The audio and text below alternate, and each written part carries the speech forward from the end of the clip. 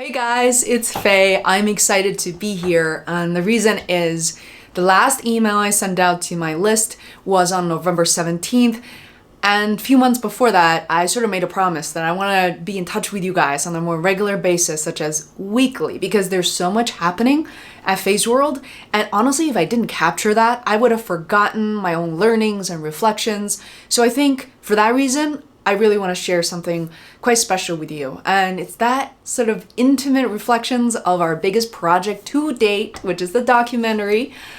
So the last email I sent, our documentary is finally out, and to a lot of people, at least on the surface, all you see then is really that, okay, the documentary is finally done, you finished editing, you pushed out on Amazon Prime, good for you. And I got some feedback, actually from close family and friends. Not everybody, obviously. Most of the feedback has been very positive. And let's just say what I'm about to share with you, it's also, the person or the people trying to be constructive, which is they notice that in general, on the film, in the documentary, I actually looked pretty tired. My body, my posture really wasn't the best, whether I was walking, trying to kind of prop myself up, or when I was sitting. And so here's the thing. Sort of all of us experience what we call like super professional shot and footage that we're kind of getting bombarded by Netflix, HBO, and these teams. I know you know this. Movies and shows that will cost millions, hundreds of millions of dollars in some cases. And yeah, that wasn't our budget. So when we started the project, me as an executive producer and also a producer and creator for Feisworld docuseries, if you haven't seen it, please go check it out. I will also list in the description below. You can go to feisworld.com/documentary. Now, we were just trying to do our best. I think there are a few elements that play into the outcome of the film. And of course, as a creator, I can look at every moment, I could pause every second and say, I can make that better. I wish I looked a different way. I wish I asked a different question.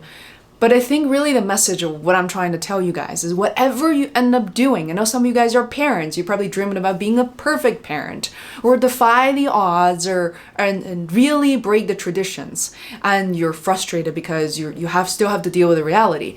For us, it was the same thing. So number one, I want to talk about my crew, who were extremely supportive, and Ed, Dan and Rosie and everyone else, they were all professional videographers. However, none of us had experience in making a film. So the whole storytelling in terms of how do we structure this, how do we tell a cohesive story, how do we make sure that Faye looks right on screen, okay, that part we got, but what are the B-roll we need to get? What are the things that are unpredictable? What are the shots that we might need later? I mean, I really wasn't doing a great job articulating that because I didn't really know what to do. But now, after the fact, I feel like I know a lot more. And through practicing recording videos on YouTube and delivering these sort of video newsletters, I'm just in a better position, to be honest.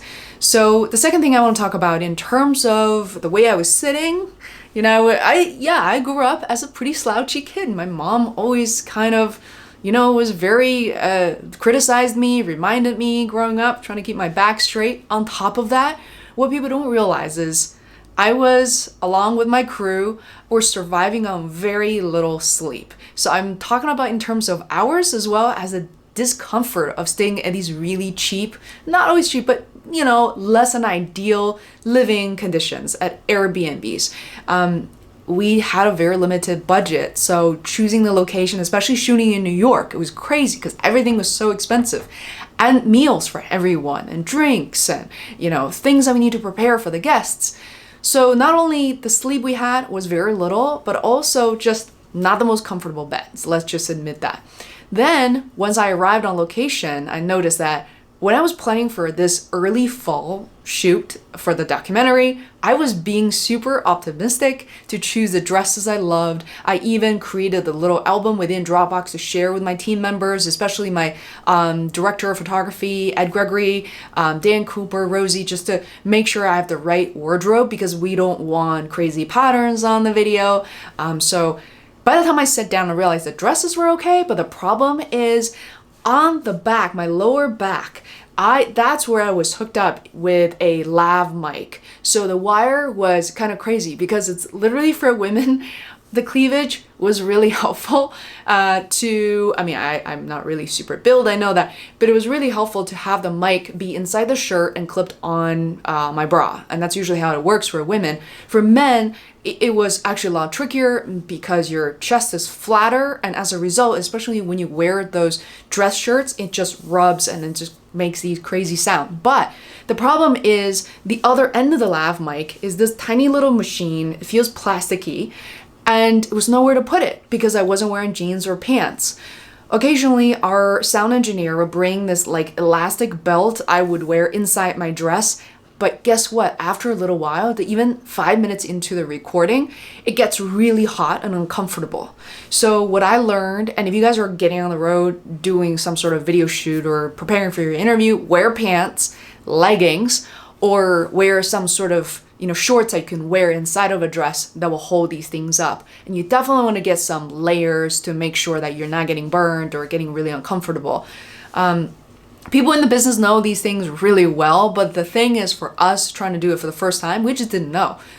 And in terms of the tire look, in some cases, my team did such a great job creating shadows around my face, but man, I was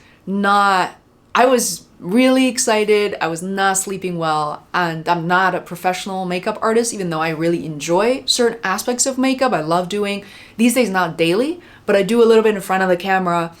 Still, the type of makeup that you have in front of the camera is drastically different. You don't want to put on too much, but not too little. And, there are a lot of tutorials on YouTube to teach you how to create really natural makeup, actually by putting layers of makeup on, but still looks very natural.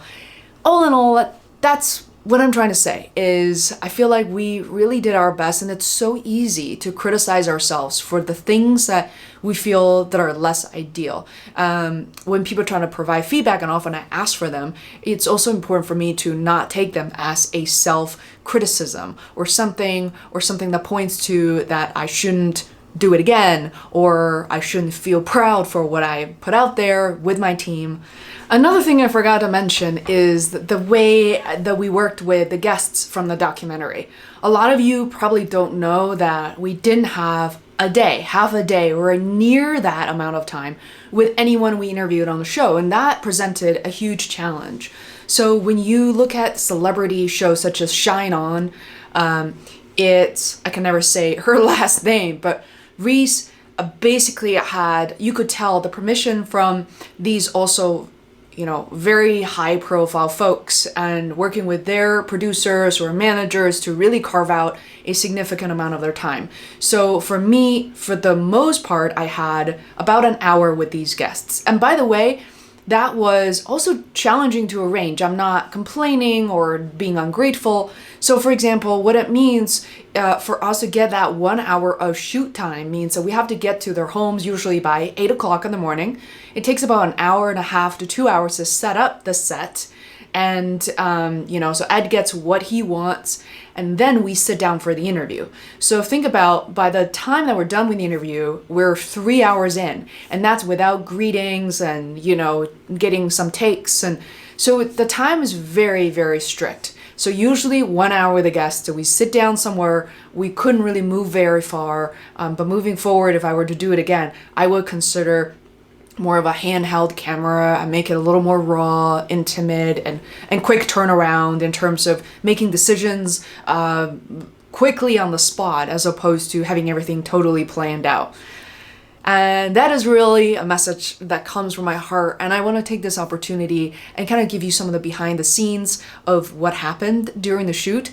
It was such a jarring yet the most exciting, exhilarating time of my life, which was between sort of August through September, 2 weeks off, then, again, out for the shoot in October. And it was just amazing. So if you haven't experienced it for yourself, whatever that project may be, starting your cooking show, cooking class on YouTube, doing little arts and crafts things in your little office with your iPhone, shooting videos, or writing for the first time, writing your story, writing your blog post, whatever it is that you're doing, please know that your first piece of work is never gonna be perfect. Even if you love the first, second pieces, is no guarantee that you can deliver the exact same results in the third, the fourth, but you gotta believe in the process, keep showing up, and please be proud of yourselves no matter what type of feedback you're getting. And love what you do what you love, and life is too short. Like my partner Adam says, this is never a rehearsal. So enjoy the journey, and please let me know how I can support you. And even if you don't reach out to me, know that I am silently, secretly right here waiting and praying for you. Thank you so much, and I will see you next week.